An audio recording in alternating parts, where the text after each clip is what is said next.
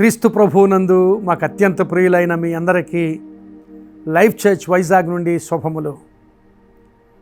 ప్రియులారా, ప్రతిదినము ఈ హోప్ ఫర్ టుడే సందేశాల ద్వారా మీరు ఆశీర్వదించబడుతున్నందుకు దేవునికి స్తుతులు చెల్లిస్తూ ఈరోజు హోప్ ఫర్ టుడే సందేశంలోనికి మిమ్మల్ని ప్రేమపూర్వకంగా ఆహ్వానిస్తూ ఉన్నాను.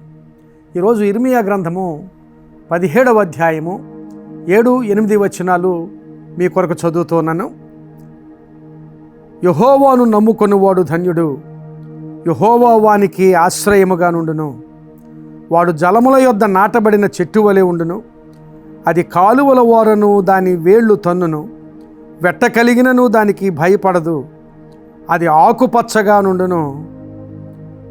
వర్షము లేని సంవత్సరమున చింతనొందదు, కాపు మానదు. ఇది చాలా గొప్ప నిరీక్షణ, ఆశీర్వాదం కలుగు చేసే మాట. యెహోవాను ఆశ్రయించిన వాడు, ఆయన యందు నమ్మకం ఉంచిన వాని యొక్క జీవిత స్థితి ఎంత ఆశీర్వాదకరంగా ఉంటుందో ఆ వచనాల్లో దేవుని వాక్యం మాట్లాడుతుంది. అటువంటి వాని జీవితము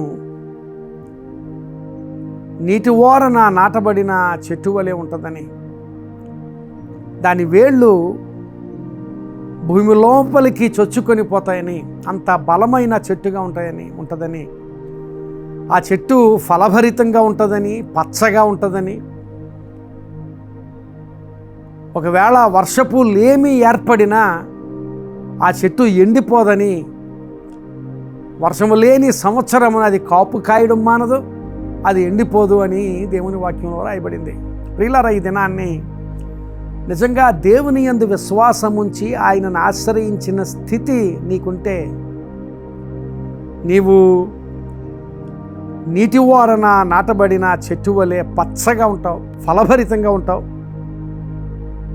ఒకవేళ వర్షపు లేమి అనే కష్టం ఏదైనా ఏర్పడినా, నీ జీవితంలో ఆటంకాలు ఏమైనా ఏర్పడినా, అవాంతరాలు ఏర్పడినా, ఏ ప్రతికూలం ఏర్పడినా, వాటన్నిటినీ దాటి నీవు జయమునొందుతావు. అప్పటికీ ఆ చెట్టు పచ్చగానే ఉంటుందని భక్తుడు మాట్లాడుతున్నాడు. ఈ దినాన్ని నీ జీవితంలో ఆయనను ఆశ్రయించిన స్థితి, అంటే ఆయన మీద సంపూర్ణంగా ఆనుకొనిన స్థితి, ఆయన యందు విశ్వాసం ఉంచిన స్థితి నీకుంటే దేవుడు అలాంటి కార్యాలు చేస్తాడు. క్రైస్తవ జీవితంలో ఆటంకాలు రావు అని కాదు, ప్రతికూలతలు రావు అని కాదు, కీడులు జరగవు అని కాదు, కానీ అటువంటివి జరిగినప్పటికీ కూడా వర్షపు లేని సమయంలో కూడా ఆ చెట్టు ఎలా పచ్చగా ఉంటుందో, వర్షం లేని సంవత్సరంలో కూడా ఆ చెట్టు ఎలాగ కాపు కాస్తుందో, అలాగూ నీ జీవితం ఫలభరితంగా ఉంటుంది, అలాగూ నీ జీవితం ఆశీర్వాదకరంగా ఉంటుందని దేవుని వాక్యం మాట్లాడుతూ ఉంది. యోబు జీవితం దేవుని వాక్యంలో మనకు తెలుసు. యోబు చాలా ఆశీర్వదించబడిన స్థితిలో ఉన్నప్పుడు అపవాది శోధనను బట్టి చాలా శ్రమకు గురయ్యాడు. యోబు పొందిన శ్రమ అంతంత శ్రమ కాదు, మనం ఎవరు ఊహించలేనంత శ్రమ. అలాంటి శ్రమలో సహితము ఆయన జీవితము నీటి ఓరన నాటబడిన చెట్టు వలె ఉన్నట్లుగా దేవుని యందు విశ్వాసము విడిచిపెట్టక, దేవునిని ఆశ్రయించిన స్థితిలోని ఆ శ్రమలో కూడా బ్రతికిన స్థితిని బట్టి దేవుడు యోబు జీవితాన్ని ఎంతగా ఆశీర్వదించాడో. వర్షపు లేమిలో కూడా కాపు కాస్తుంది ఆ చెట్టు, వర్షపు లేమిలో కూడా ఆ చెట్టు పచ్చగా ఉంటుంది అన్నట్లుగా, అలాంటి శ్రమలో సహితము దేవుడు యోబును విడిచిపెట్టకుండా, యోబు పోగొట్టుకున్న దానికంటే రెండింతల ఆస్తినిచ్చాడు. యోబు పోగొట్టుకున్న పిల్లల కంటే అందమైన పిల్లల్ని దేవుడిచ్చాడు. అలాంటి ఆశీర్వాదం యోబు పొందుకున్నాడు. నిజంగా మన జీవితాల్లో అలాంటి వేరుపారిన విశ్వాస జీవిత స్థితి, నీటి ఓరన నాటబడిన చెట్టు వలె ఇంకెప్పటికీ దేవుని ఆశ్రయం నుంచి కదల్చబడని స్థితి నీకుంటే, వర్షపు లేమి వంటి ఆటంకాలు ఎదురైనా, కొరతలు ఎదురైనా, లేమిలు ఎదురైనా, లేక ఆటంకాలు ఎదురైనా, అవాంతరాలు ఎదురైనా, అడ్డంకులు ఎదురైనా, వాటన్నిటినీ ఆశీర్వాదంగా మలిచి దేవుడు నీ జీవితాన్ని ఉన్నతమైన స్థితికి నడిపిస్తాడని దేవుని వాక్యం మాట్లాడుతూ ఉంది. దావీదు కూడా ఆశీర్వదించబడిన స్థితిలో యవ్వనుడిగా ఉన్నప్పుడే దేవుడు దావీదును రాజుగా అభిషేకించాడు. కానీ రాజుగా అభిషేకించబడిన కొన్ని దినాలకే రాజైన సౌలు నుంచి ఆయనకి వ్యతిరేకత ఏర్పడింది. ఇంచుమించుగా 13 సంవత్సరాలు పైబడి ఆ రాజైన సౌలు దావీదును తరుముతూ అంత సుదీర్ఘమైన కాలం చాలా శ్రమను అనుభవించాడు దావీదు.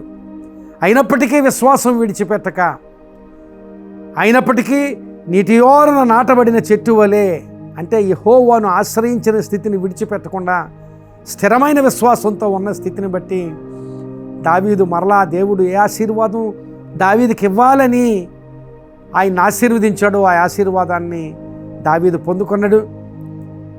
దావీదు రాజయ్యాడు. రాజై ఆశీర్వాదకరమైన స్థితిలోనికి వెళ్ళాడు. ఇది నాన్ని ఆటంకాలు ఎదురవుతాయి, అవాంతరాలు ఎదురవుతాయి, అడ్డంకులు మనం ఎదుర్కొంటూ ఉంటాం.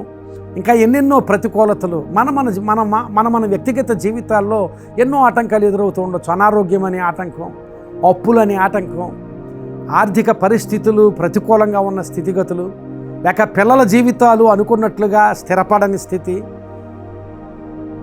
లేక కోర్టు కేసుల్లో సతమతమైపోతున్న స్థితి, ఎలాంటి ప్రతికూలతలున్నా ఆ ప్రతికూలత అంతటిలో నుంచి దేవుడు విడుదలనిచ్చి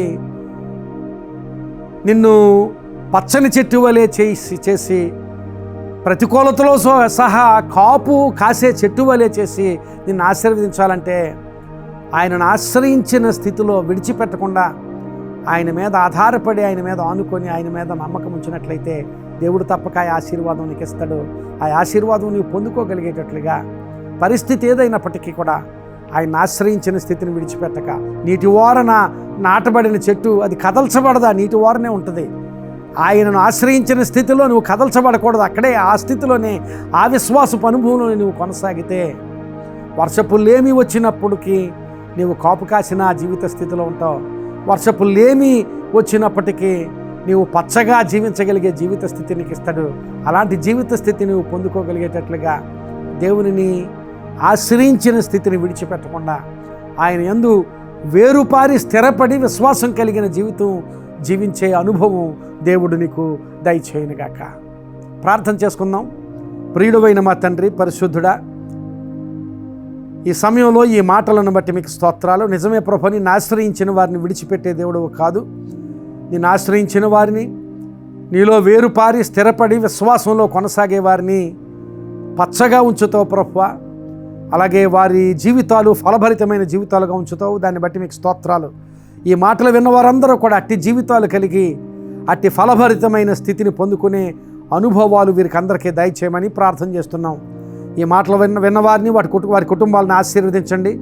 అవసరతల్లోనూ సమస్యలలోనూ సహాయం చేసి ఆశీర్వదించమని ప్రభువా, వీరి జీవితాలు ఆశీర్వదించబడి ఈ బిడ్డలు ఇంకా అనేక మందికి ఆశీర్వాదకరంగా ఉండగలిగినట్లు సహాయం చేయమని యేసు నామమున అడుగుచున్నాము తండ్రి. ఆమేన్. God bless you friends. May you have a wonderful day.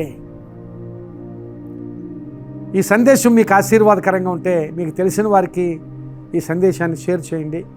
అలా షేర్ చేసినప్పుడు వాళ్ళు ఆశీర్వదించబడితే దేవుడు మిమ్మల్ని కూడా దీవిస్తాడు. God bless you.